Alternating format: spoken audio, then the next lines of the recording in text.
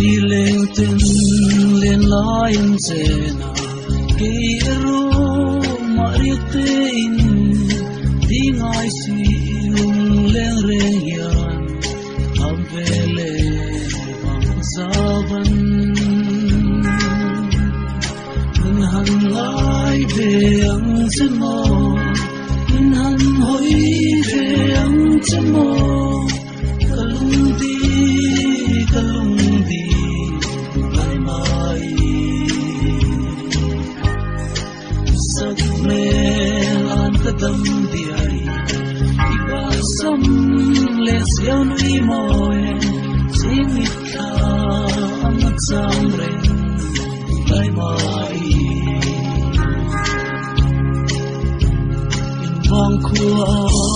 sing kual kan jang ka Antam ye chan leng don tuai Ma se o nang ang renga Siyong mindong ang silaw Inhan ay ve ang semo Inhan hoy ve ang semo Kalungdi Lai mai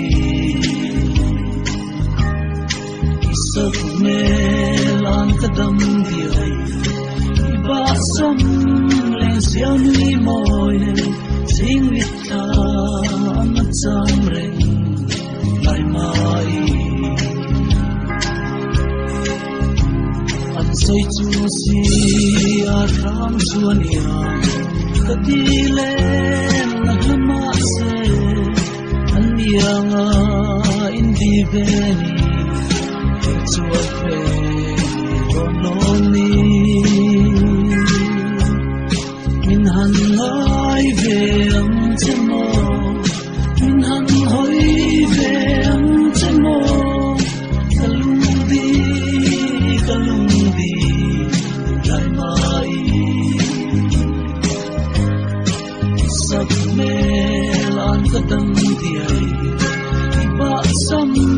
les yaw nui moe Singit ka amat samreng Lai mai Ang say chung si arang suan yang Kadilen